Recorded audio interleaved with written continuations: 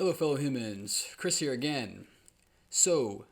Today I want to give a little message to the guy that likes to stand outside of my kid's school with his cell phone out, recording drivers as they drive by.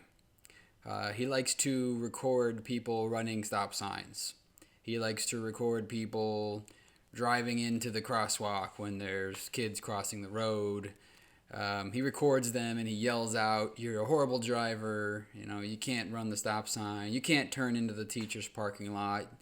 Don't enter the crosswalk when there's kids crossing," right? Just obnoxious, just making a spectacle of himself.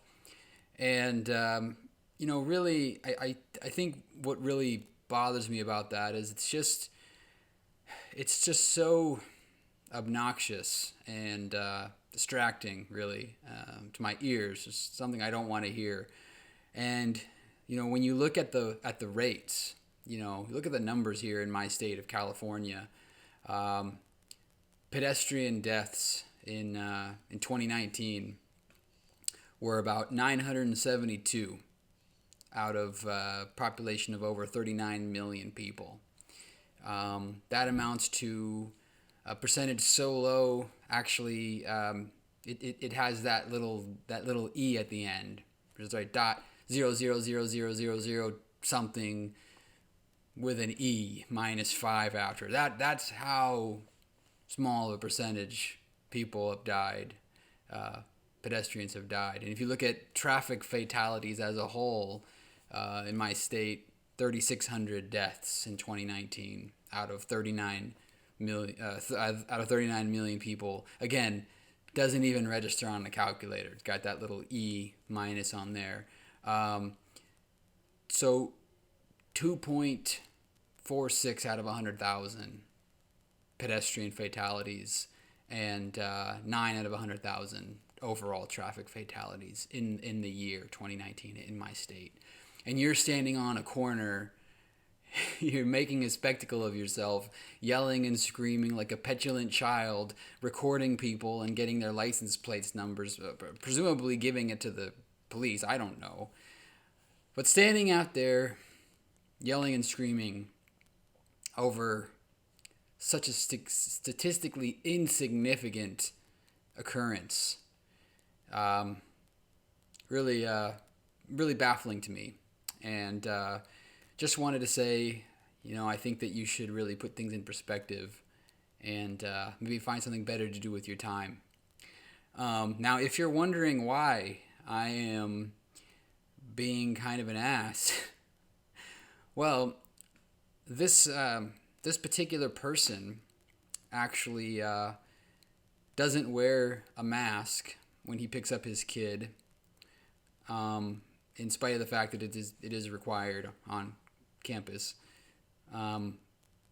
Yells on his phone without a mask, breathing out onto everybody around him in this crowd of people waiting to pick up their kids.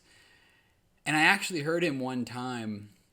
His son was telling him that the teacher was sharing some CDC information with the class, some guidance on CDC recommendations and some information on Omicron, and this dad said, "Oh, so your school is just a liberal induction. You're just getting liberal brainwashing at your school." So the obvious issue here, conflict that I'm finding, if you're going to stand on the corner and record people violating traffic laws in a school zone, seems like a fairly admirable thing, actually. I mean, there's good intentions in there.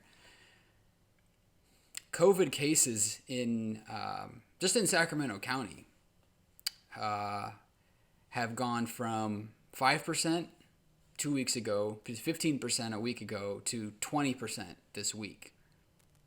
Just the rates. And in the state of California, we are at 107 cases per 100,000 population. over the course of the last month, all right, so remember we had 972 pedestrian deaths in 2019 in the state of California. In the last month alone in California, we've had 3,600 deaths from COVID, a moving average of about 60 a day, give or take, in the last month. So I just, I would love it if people could take that energy that they have for something that they feel important about. That this person walks to school. He walks his kid to school and he walks him home. Again, it's admirable to want to have a safe trip, a safe setting for your kid. That's great. But then to call it liberal propaganda when that same kid's teacher is trying to educate their students on best practices per the CDC, I don't really understand that. And but I think it speaks to a certain type of ignorance, because obviously the dad cares in some respects about safety. And when he's out there yelling at these cars, he's safely on the sidewalk with his kid. They're not in any immediate danger, but he's looking out for other people at the school, kids walking home. So it doesn't seem like that big of a leap to be able to take that same feeling and apply it to a worldwide pandemic that maybe doesn't affect you personally and maybe doesn't affect your child personally, but is impacting 20% of the population right now and has killed over 3,600 people in our state alone in the last month. It puts things in perspective, I think, and just something to think about, the things that you care about. Why do you care about them? And why don't you apply that consistently? Anyway, something I want to share. I'll talk with you all again soon. Have a great rest of your day. And remember, don't be afraid to question the consensus.